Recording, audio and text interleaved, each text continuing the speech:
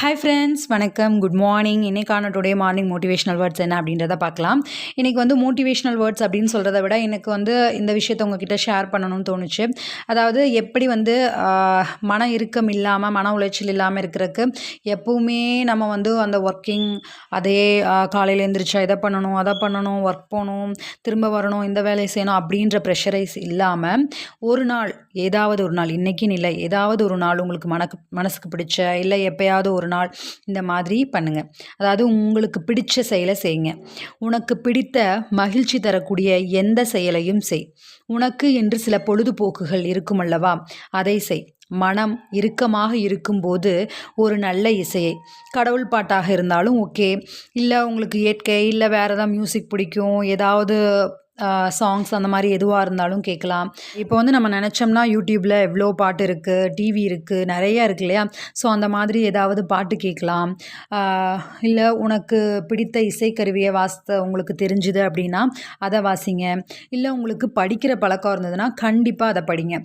நீங்கள் வந்து கண்டிப்பாக மோட்டிவேஷ்னல் ஸ்டோரிஸ் தான் படிக்கணும், பெருசாக அதை பண்ணணும், இதை பண்ணணும்னு சாதிக்கிற புத்தகங்கள் தான் படிக்கணும் அப்படின்னு இல்லாமல், இன்ஃபேக்ட் நான் கூட என்ன பண்ணுவேன்னா நிறைய விடாமல் லைப்ரரி புக்ஸு அது இதுன்னு மோட்டிவேஷ்னல், மனம் சம்மந்தமாக, ஆரோக்கியம் அப்படி இப்படின்னு படிச்சுட்டு இருக்கும்போது ஏதாவது ஒரு நாள் வந்து ஃபிக்ஷன் அந்த மாதிரி ஏதாவது கதை, நாவல் அப்படின்னு இருக்கும் இல்லையா, இன்ட்ரெஸ்டிங்கான த்ரில்லர் ஸ்டோரி, அப்புறம் ரொமான்ஸ் அந்த மாதிரியான ஸ்டோரிஸ் எல்லாம் படிக்கும்போது கொஞ்சம் வந்து எல்லாமே மறந்து ரிலாக்ஸ் ஆகி அந்த கதைக்குள்ளேயே நாம் வந்து ஒன்றி போவோம். ஓகேவா?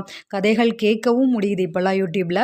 ஆனால் நீங்கள் படித்து பாருங்கள், அதனுடைய என்ன சொல்கிறது, அதனுடைய ஒரு சந்தோஷமே தனி. படிக்கிற பழக்கம் உங்களுக்கு உண்டாகணும் அப்படின்னு நினச்சிங்கன்னா கண்டிப்பாக இந்த மாதிரி கதை புத்தகங்கள் படிக்க ஆரம்பிங்க. சின்ன சின்ன கதை புத்தகங்கள் அதெல்லாம் படிக்க ஆரம்பிச்சிங்க அப்படின்னா அப்படியே நாளடைவில் நீங்கள் எல்லா புத்தகங்களும் படிக்க ஆரம்பிக்கலாம்.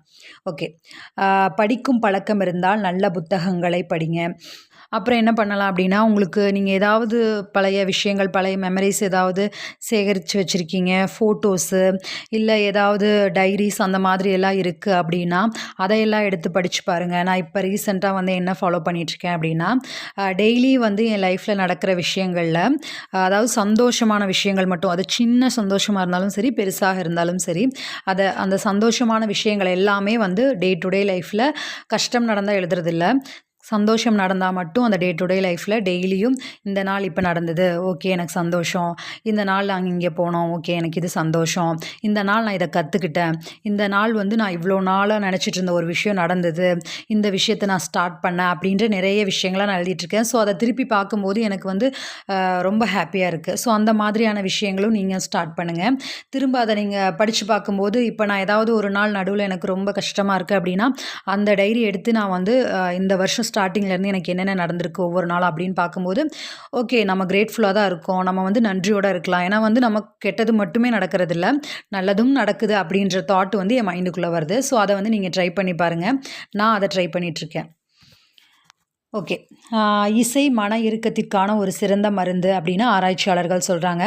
இந்த முறைகளை எல்லாம் வந்து நீங்கள் கடைப்பிடிச்சிங்க அப்படின்னா மன உளைச்சலிலிருந்து விடுபட்டு சந்தோஷமாக ஒரு நிலைக்கு திரும்பறக்கு ஒரு நல்ல வாய்ப்பாக இது அமையும்.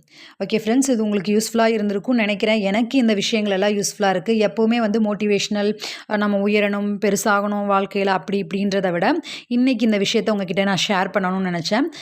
ஐ ஹோப் இது உங்களுக்கு யூஸ்ஃபுல்லாக இருந்திருக்கும், பிடிச்சிருக்கும் அப்படின்னு நினைக்கிறேன். பிடிச்சிருந்தது அப்படின்னா தயவுசெய்து like, comment, share and subscribe மூலியமாக உங்களுடைய பிடிச்ச விஷயத்தை எனக்கு தெரியப்படுத்துங்க. ஓகே ஃப்ரெண்ட்ஸ், உங்கள் எல்லாருக்கும் இந்த நாள் இனிய நாளாக அமைய வாழ்த்துக்கள். பாய்.